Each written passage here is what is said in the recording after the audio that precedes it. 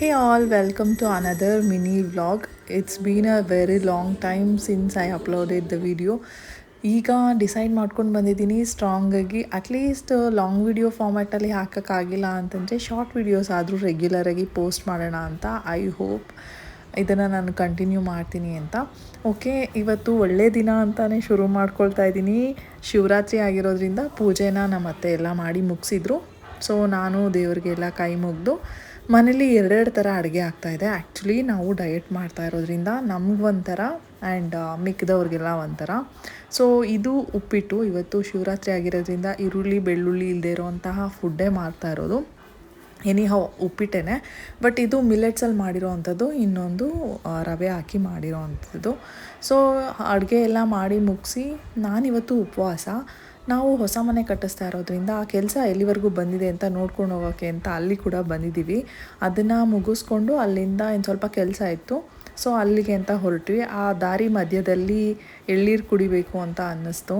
So ಹಾಗಾಗಿ ಮೈರನ್ಗೆ, ನನಗೆ ಮತ್ತು ಎಲ್ಲರಿಗೂ ಮನೆಯವ್ರಿಗೆ ಎಳ್ನೀರನ್ನ ಕುಡ್ಕೊಂಡು ಅಲ್ಲಿಂದ ಹೊರಟು ಬಂದ್ವಿ ನಾವು. ಆ್ಯಕ್ಚುಲಿ ಹೇಳಬೇಕು ಅಂತಂದರೆ ಸಿಕ್ಕಾಪಟ್ಟೆ ಬಿಸಿಲು, ಡಿಹೈಡ್ರೇಟ್ ಆಗೋಕ್ಕಾಗಲೇ ಶುರುವಾಗೋಗ್ಬಿಟ್ಟಿದೆ ಅಂತ ಅನಿಸ್ತಾ ಇದೆ. ಕಟ್ ಮಾಡಿದ್ರೆ ಅಂದರೆ ಇಲ್ಲಿ ನಾನು ವಿಷನ್ ಬೋರ್ಡ್ನ ಕ್ರಿಯೇಟ್ ಮಾಡ್ತಾಯಿದ್ದೀನಿ.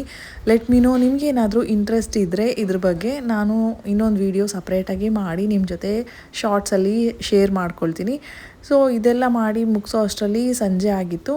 ಸಂಜೆ ಚೆನ್ನಾನ ಹಾಕ್ಬಿಟ್ಟು ನೆನೆಸಿಟ್ಟಿದೆ. ಅದನ್ನು ಎಲ್ಲ ಕುಕ್ ಮಾಡಿ ಚೆನ್ನ ಮಸಾಲ ಮಾಡೋಣ ಅಂತ ಮನೇಲಿ ಎಲ್ರಿಗೂ ಫೇವ್ರೇಟು. ಚಪಾತಿ ಮಾಡಿ ಅವ್ರಿಗೆಲ್ಲ ಮಾಡಿಕೊಟ್ಟೆ. ಸೊ ಇಲ್ಲಿ ಚಪಾತಿ ಕಲ್ಸೋಕ್ಕೆ ನಮ್ಮ ಮಿನಿ ಶೆಫ್ ಮೈರಾ ರೆಡಿಯಾಗಿದ್ದಾಳೆ.